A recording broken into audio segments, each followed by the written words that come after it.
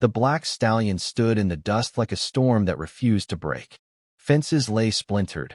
Men nursed bruises in silence. And the air at Hawthorne Ranch felt tight, as if the land itself was holding its breath. Fear had settled deep here, heavy as iron. Cole Mercer arrived before sunset, his reputation riding in ahead of him. He had broken horses no one else dared touch, taught panic to bow its head. Yet when he saw the stallion, something inside him hesitated. The horse did not rage. He watched. His movements were measured, his eyes sharp with thought, not madness. That unsettled Cole more than violence ever could. The sheriff spoke bluntly. One more incident, and the horse would be put down. The words hung in the heat like a sentence already decided. Then a girl stepped forward. Ayanna moved barefoot across the dirt, small and quiet, her presence barely stirring the air. Cole felt his chest tighten as she raised an open hand, not reaching, not commanding. The stallion stilled. His breath slowed. He lowered his great head until it hovered near her palm, as if recognizing something older than fear. The ranch went silent, stunned by what force had failed to do.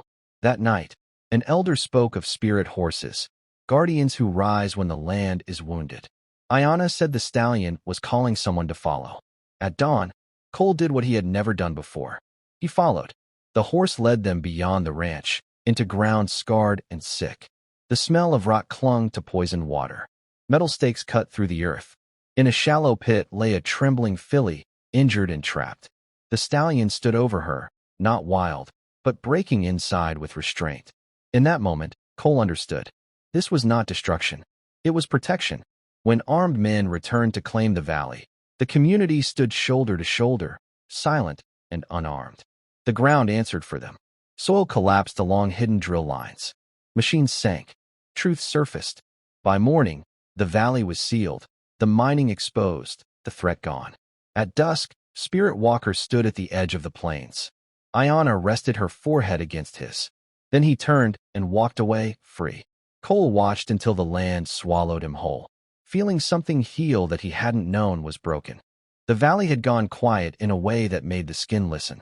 Broken fences leaned like tired bones, and the dust carried the echo of hooves that had struck in warning, not rage.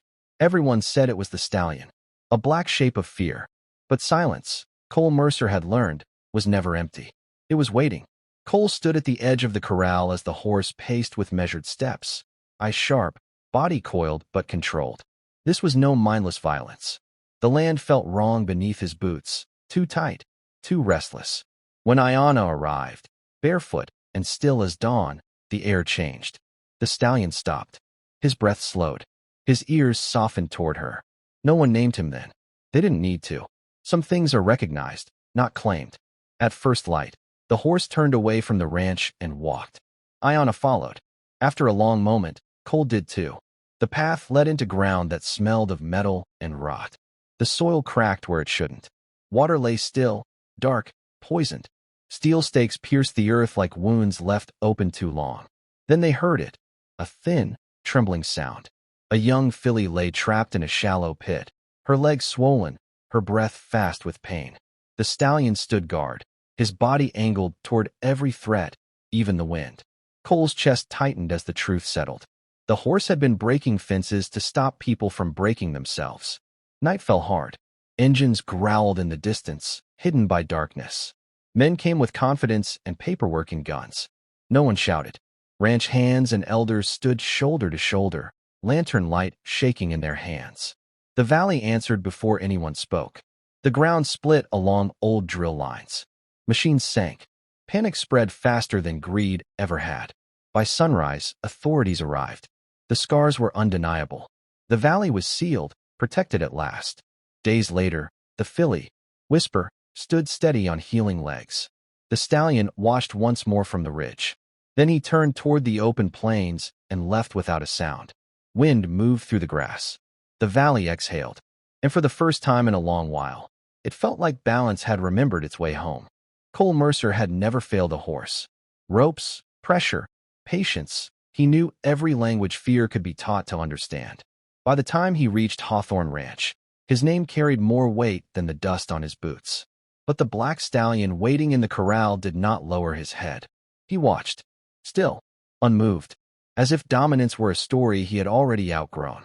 The first charge shattered Cole's certainty. Not wild, not reckless, controlled, calculated. Cole felt doubt bloom where confidence had always lived. Then Ayanna stepped forward, quiet as wind through grass. She didn't reach. She didn't command. She stood. The stallion softened, breath slowing. The space between them filled with something Cole had never mastered. Choice. That night, the ropes stayed coiled. At dawn, the stallion turned toward the hills and walked. Ayanna followed without question. Cole hesitated only a moment before following too, leaving behind the tools that had always defined him. The land beyond the ranch was scarred. Soil cracked underfoot. Water smelled wrong. Metal teeth bit into the earth. The stallion stopped beside a shallow pit where a young filly lay trembling, her legs swollen, her eyes dull with pain. Cole knelt, hands shaking, and felt rage rise, not at the horse, but at the damage hidden beneath his own ignorance. As he freed the filly and bound her wound, responsibility replaced anger. This was not legend. This was truth written in the ground. Night brought engines and men with guns and contracts. They came to take, confident in paper and power. No one met them with threats. Ranchers and elders stood together in silence, lanterns flickering like fragile stars. The land answered for them. Earth gave way along old drill lines. Machines sank. Fear finally learned its place. When morning came, the valley was protected. The filly healed in quiet light. Cole stood at the ridge as the stallion, spirit walker, paused once, then turned toward the open plains. No rope followed. No fence stopped him. Cole felt no loss, only release. He touched the dust at his feet, breathing deep. He would never call himself a breaker again. He had learned to follow.